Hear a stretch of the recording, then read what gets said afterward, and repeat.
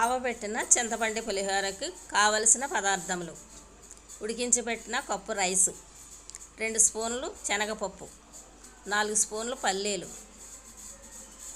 1 spoon ఆవాలు,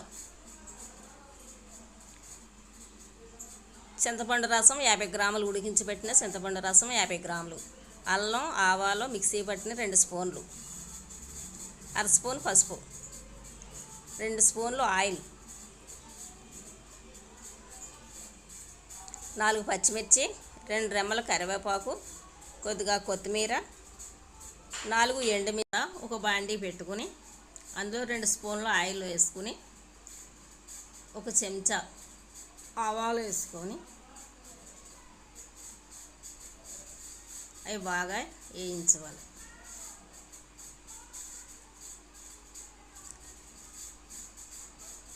ఆవాలు చిటపటలాడాలి. అప్పుడు 4 స్పూన్లు పల్లీలు వేసుకోవాలి.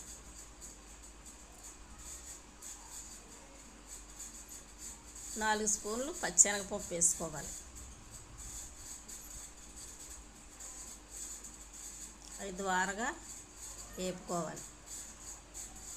4 పచ్చిమిర్చి వేసుకొని ఆయిల్లో ఫ్రై చేసుకోవాలి. 4 రెమ్మలు కరివేపాకు వేసుకోవాలి. 4 ఎండుమిర్చి వేసుకోవాలి.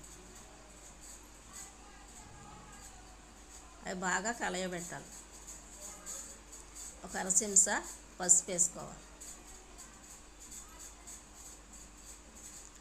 అల్లము ఆవపిండి మిక్సీ పట్టింది చెంచాడు వేసుకోవాలి.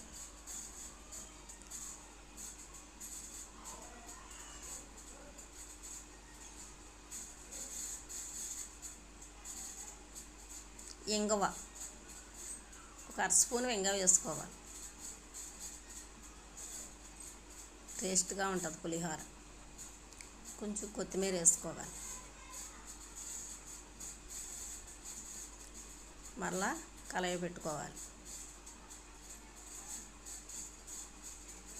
మంచి సువాసన వచ్చే వరకు ద్వారగా వేపుకోవాలి.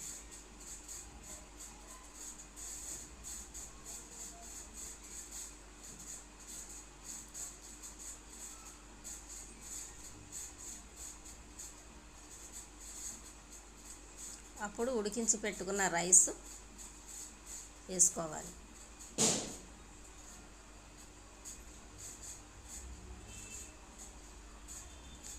ఇప్పుడు ఉడికించి పెట్టిన చింతపండు రసం 50 గ్రాముల చింతపండు రసం వేసుకోవాలి.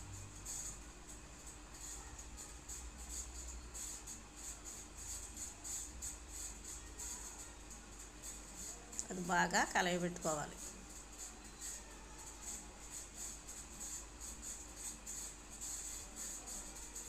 ఎంతో టేస్ట్గా ఉండే చింతపండు పులిహోర, ఆవపెట్టిన చింతపండు పులిహోర ఎంతో టేస్టీగా బ్రేక్ఫాస్ట్లోకి చాలా బాగుంటుంది. నోరూరించే చింతపండు పులిహోర. మా వీడియో మీకు నచ్చినట్టయితే లైక్ చేయండి, సబ్స్క్రైబ్ చేయండి, బెల్ నొక్కండి.